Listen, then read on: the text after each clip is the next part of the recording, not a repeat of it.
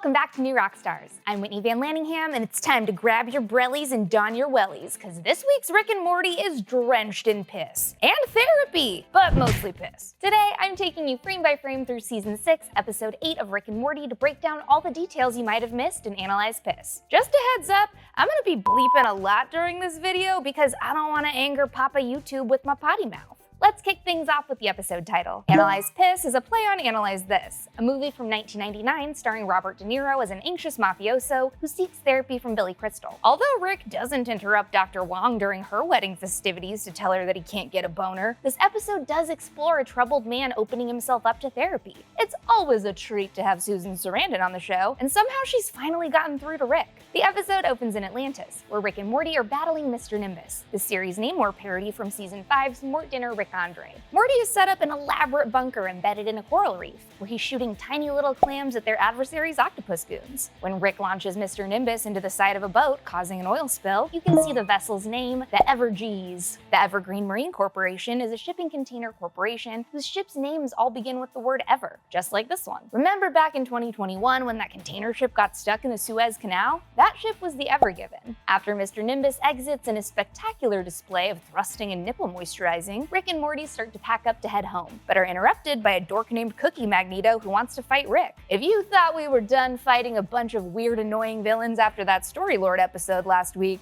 you have another thing coming, buckaroo. Cookie Magneto has the power to control the ingredients of what we all agree are cookies, which, as Morty points out, can become a real problem. In the same way that Magneto can technically control the iron in your bloodstream, Cookie Magneto can make your blood sugar bend to his will. Rick ices this guy before their battle can begin, because he doesn't want to fight a bunch of goofball villains like he's the Tick. The Tick was originally a comic character drawn in 1986 by cartoonist Ben Edlund as a parody of popular superheroes, but gained mainstream success in his own titular 1984 animated series. The Tick's Rogues Gallery was full of ridiculous baddies like Chairface Chippendale, Breadmaster, and the Chainsaw Vigilante, and Cookie Magneto would fit right into their crew. Morty suggests that his grandpa do some soul-searching to figure out why all of these wackos keep starting beef with him. Although Rick initially refuses to give it any thought, he reconsiders after Mr. Calypso shows up to fight too. This little dude is a parody of Mr. Mixius Pitlick, one of Superman's silliest foes. Originally introduced in Action Comics number 80, Mr. Mixie is a fifth-dimensional imp that can bend the world to his cartoon logic. Despite the fact that he still refuses to see it as going to therapy, Rick busts into Dr. Wang's office looking for answers as to why these freaky little f***s won't leave him alone. When she asks him to define the situation, Rick says this: I'm a walking target for a never-ending sea of angry nerds that think getting in a fight with me is some kind of, I don't know, platform. This clearly isn't just one character's bewilderment about his enemies. It's meta-commentary on the Rick and Morty fandom itself, which, let's be real, can get pretty toxic at times. Not only is Rick trapped in an Ouroboros of his own refusal to ignore outside interference, the writers of this series itself are stuck in an unending sea of fan commentary, network notes, and internal self-criticism. Rick also makes a comment about how calling him out for being an ugly drunk is a poor angle of criticism, and that it's like shooting Batman in his bulletproof logo. Rick knows that he's an ugly drunk. That's his brand, and the show is responding to critique that treats obvious surface-level observations as dunks. This interaction also plays to one of the episode's greater themes. The popularity and renowned talent, while desirable, goes hand in hand with your haters looking to knock you off your pedestal and into the yellow stink drink. For once, Rick decides to take Dr. Wang's advice to see if anything in his life changes for the better if he ignores the villains projecting their insecurities and egos onto him and focuses on doing his own thing. And the Smith family is actually really supportive. Jerry even commends him for accepting the concept therapy without first needing to turn himself into a pickle or a housefly. Call back to Season 3's Pickle Rick. Rick later turns Mr. Goldenfold into a fly in Dr. Wang's office, so Jerry's theory might not be wrong. Jerry, for sake, that was a regular fly in her office that day. Rick has Animorph tech ready to go. Despite Rick's new, more relaxed attitude towards pop-up nemesis, Pissmaster shows up to give the Smith's dining room window a golden shower. Voiced by Will Forte, this Green Goblin parody has the perfect name for a frontman in an anti-fascist black metal band. His real name is Eugene Michael Piss, and his goal is to be number one at number one. This new guy makes Jerry especially angry, not only because Pissmaster is displaying some high-key R. Kelly behavior towards Summer, but also because he's ruining the lavender bushes so beloved by his bees. If you don't remember, Jerry became a beekeeper in the episode tag of Season 4's Prometheus. Summer, I want to your dad. Oh, really? I love the low-effort fist fight that these two dads get into. We're so used to seeing Rick's high-tech, fast-paced fights, This feels like pulling teeth in comparison. While Summer films their brawl, we catch a glimpse of their neighbor Jean just before Jerry steals one of his lawn flamingos and beats the piss out of Pissmaster. Also, that kid in the background has on a 69 shirt. Nice. Yeah, me. Jerry forces Pissmaster to apologize and he jets away sobbing. Rick uses his scanner to instantly heal Jerry's internal and external wounds, allowing him to make out with Beth more comfortably. It's really interesting to compare Jerry in this episode to Jerry the last time we saw him and Beth in therapy with Dr. Wang. In the season 4 finale, Starmort, Return of the Jedi, Tammy and her Galactic Federation troopers explode through Dr. Wang's office and attack Beth. Back then, this was Jerry's response. Hey! I only said hey. It's not like I can do more than that. He's come a long way from the cowering, sniveling version of himself from previous seasons, and we love to see it. Over a bowl of strawberry smiggles, the family discusses Jerry's new viral fame. This disturbingly delicious cereal was first seen in a commercial back in season 1's Rixty Minutes, and the Smiths also munched down on them in season 2's Big Trouble in Little Sanchez and The Wedding Sponsors. The hashtag Flamingo Dad has gone viral, and BuzzFeed even made an odd-numbered list of other people's observations about Jerry. This is obviously a joke calling out BuzzFeed's content style, which compiles Twitter reactions into odd-numbered lists to maximize attention-grabbing headlines. Summer also says that he's getting a lot of handclap emojis on white Twitter's impersonation of black Twitter, critiquing the way that social media perpetuates a cycle of mining, consuming, and ultimately erasing black culture. Next, Beth calls out sites that take a consistently aggressive contrarian view to viral fame, excitedly telling Jerry that Jezebel's offering a cash reward for evidence that you're a bad person. That is their highest honor. Back in 2014, Jezebel infamously offered a $10,000 reward for unphotoshopped images from Lena Dunham's Vogue cover shoot, calling out Vogue and photographer Annie Leibovitz in the process. The Smith musings are interrupted when Blagnar the Eternal, voiced by Diedrich Bader, and another member of the Galactic Corp ship, voiced by John Early, ask Jerry to join them in protecting the galaxy. Fun fact, Diedrich Bader, best known for voicing Batman in multiple animated series, including most recently Harley Quinn, tweeted back in September 2021 that his new career goal was to guest star on Rick and Morty. And it looks like his prayers have finally been answered. This Galactic Corp ship is a play on Green Lantern's ON Guardians of the Universe. Only instead of gifting their heroes lantern rings, Pinky and the Brain over here bestow upon Jerry a silver jizz-oozing orb. Whoa, it's sticky. That alerts him to intergalactic injustices. Jerry asks, So what do I do? Rub the orb when I see crime? Or eat the orb like spinach? a nod to both DC's Shazam adjacent Captain Thunder, who rubbed his belt buckle and yelled thunder to activate his powers, and Popeye the Sailor Man, who ate spinach to grow strong. Despite Rick's foreshadowing that if he gives Jerry raw power, he'll just end up miserable like him, the Smith family manages to bully him into crafting Jerry's power armor, inspired by comic heroes like Iron Man and Blue Beetle. This Mark has nuclear disruptor blasters with planet-destroying capabilities, which is a completely overpowered invention. Rick basically turned the strength of the entire Death Star into a bracelet. If Rick pitched this product to guest shark Darth Vader on Shark Tank, Anakin would partner with Lori Grenier, get a utility patent, and put these gauntlets on interdimensional QVC. Jerry's first mission? To take out a legion of Hitlers gathering on Zeplar Prime. This Legion of Doom parody sports Hitler's hairstyle and mustache as their logo. Their roster is made up of Hitler Gorilla, a parody of Gorilla Grodd, Hitler Riddler, a parody of the Riddler, Mantis Hitler, Six-Eyed Hitler, who might be Trigon Hitler, Old Hitler, Julius Caesar Hitler, and Brain in a Jar Hitler, a parody on the Brain in a Vat trope, a la Marvel's Brain Drain, Krang from the Ninja Turtles, and Hector Concarne from Evil Concarne. Honestly, I was actually expecting to see the Hitlers from the fascist shrimp and stuffed animal dimensions from season 4's Edge of Tomorty Rick Die Rick Pete, but I guess they weren't invited to HitlerCon. When Jerry arrives on the scene kicking ass, we see this scene from the opening credits for a second time featured in the actual show. In Full Meta Jack Rick, previously on pulls Rick and Morty through the opening credits of the series, which I thought was the only explanation of these sequences we'd get for this season. But surprise! This isn't one of previous Leon's toxic nightmares. It's an actual scene from Analyze Piss. Have we seen the future now? Will Morty melt? Jerry uses his nuclear disruptor blasters to go full Alderaan on Zeplar Prime, becoming an intergalactic hero.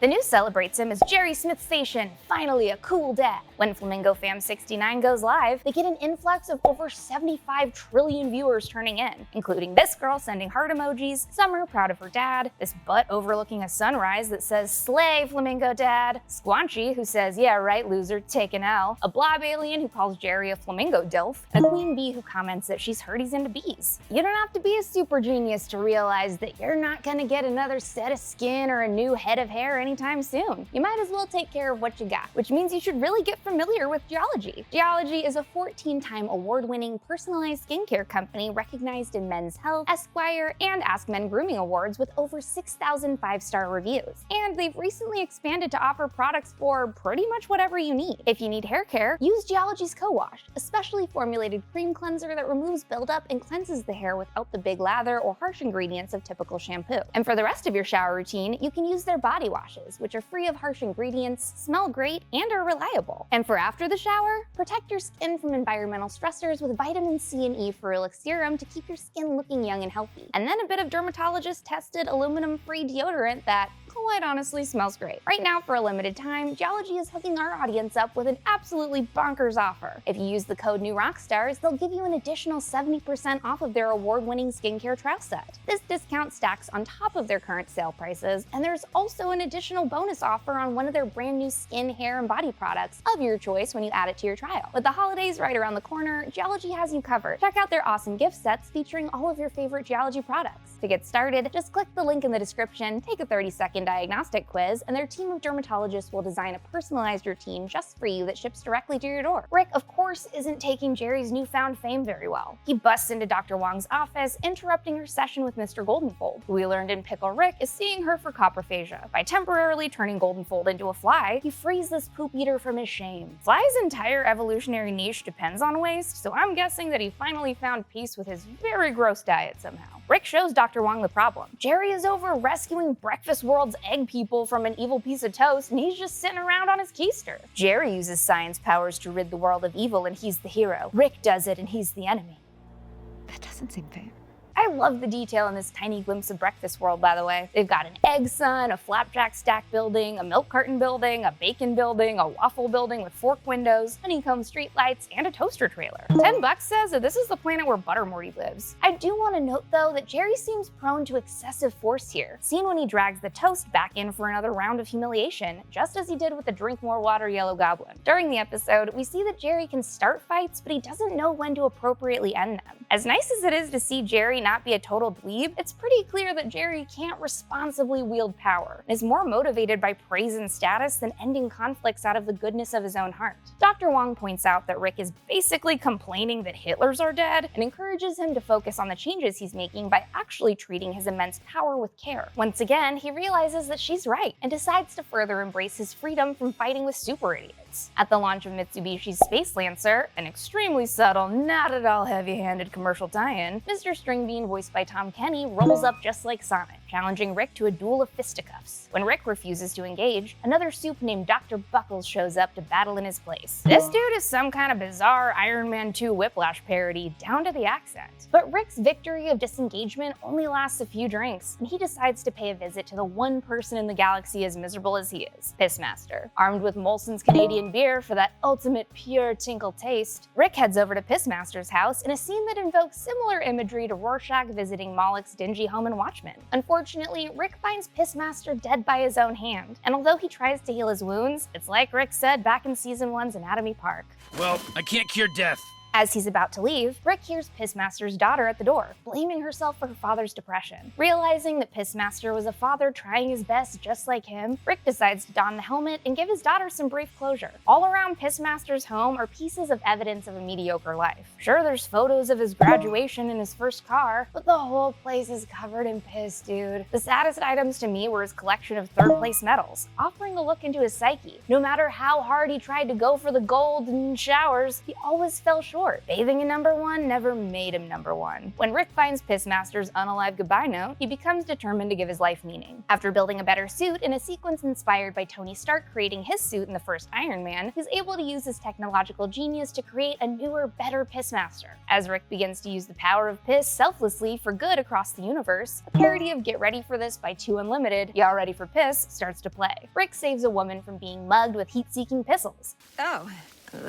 Okay. Builds a ladder of pee to rescue a cat from a tree, and creates a frozen urine skating rink outside the children's hospital. Fun fact, Not only is rescuing a cat from a tree superhero shorthand started by Superman, but save the cat is a writing term coined by Blake Snyder to describe the moment in a story when the protagonist demonstrates that they're worth rooting for. This device is used literally here to hammer home that this is Pissmaster's save the cat moment, redeeming his legacy. In an additional sense, for us Rick and Morty viewers, this rehabilitation of Pissmaster's image is a save the cat moment in the series for Rick. The story has had a long history of criticism that Rick is simply an irredeemable asshole incapable of long-term change, but this episode shows us that this might not be true. Like Tony Stark, Rick graces the cover of publications like Newsweek and The Times, slaying Godzilla with a pissicle. Next, we see another one of BuzzFeed's tweet roundups with a white Twitter impersonating black Twitter callback featuring a tweet from Foxy Moon Person. As Rick pee-pees on a volcano to cool its erupting magma, he gets a call from Dr. Wang checking in on him. He explains that he put on the suit of his enemy and loves it, and breaks down his plan. He's gonna make a giant bomb, plant it in a city, and have the suit autopilot the bomb into space, creating the illusion that Pissmaster sacrificed himself and died a hero's death. I can tell you right now that if I called my therapist and said any of those things to her, she would not be this chill about it and would probably report me to the authorities. Dr. Wang tells him to go for it though, so he heads over to Orphan Island with a giant explosive device. Orphan Island is exactly what it sounds like, an entire island run by parentless children straight out of industrial-era England. Their news network is called ORFN, and the kid leading the bomb squad is trying to cut wires with safety scissors. I can't stress enough. I'm 8 years old. I have no idea what I'm doing. In the background, there are several billboards that read, "Eastray, your home for love," which I'm assuming operates like eBay, Water, the new milk, Big John, injury attorney, Alley Boxes, cardboard that won't quit,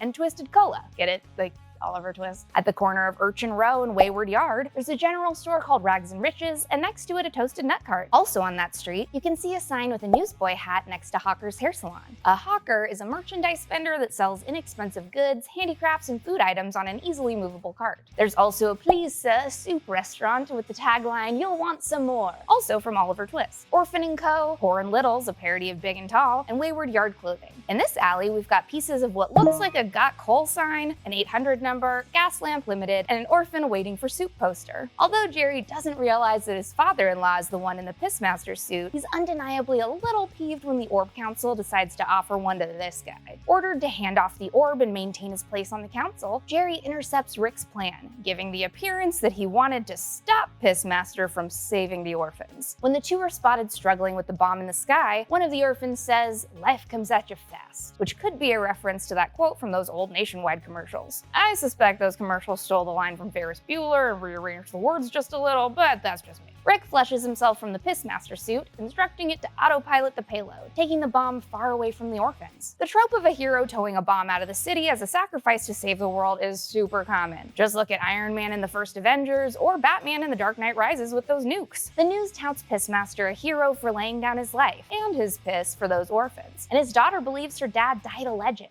That's my dad. To protect himself and Jerry from the blast, Rick grabs the orb and hooks it up to a device that casts his power in front of them like a shield to block the explosion. Back with the family, Rick initially decides to spare his loved ones the truth of Pissmaster's fate, allowing them to believe that their first interaction with Pissmaster was Rick using a robot or psionic James Cameron avatar tech to boost Jerry's self-esteem. And the Smiths would have bought it if Rick's guilt hadn't forced him to confess the truth to Morty. When he comes clean, Morty immediately takes the unalive goodbye note and shows it to the rest of his family, shattering the illusion that Rick was getting healthier and that he truly cared about Jerry. And this is another moment where we really see Morty's growth. In the past, he would have taken his grandpa's lie to the grave, or at least to the mindblower's fault. Now, he realizes that keeping Rick's fucked up secrets isn't healthy. And although it's easy for the audience to see that Rick really was trying to be selfless in his own messed up way, the Smiths are pissed that they were elaborately deceived once again. Lastly, let's talk about that post-credits tag. The council is trying to select new replacement members after the downfall of Flamingo Dad and Pissmaster. One of their potential options is Carjack Jack Miller, a play on classic comic book characters having their secret identity as a pun on their heroic aliases. Carjack looks like he may have been inspired by Luke Cage or Absorbing Man, but ultimately, he and excessively casted ScarJo are vetoed by the group in favor of Mr. Nimbus. God damn that man and his ensorceling pelvis. Follow me on Instagram and Twitter at Whitney Puppy, follow New Rockstars, subscribe to New Rockstars for more analysis of everything you love, and thanks for watching. Bye!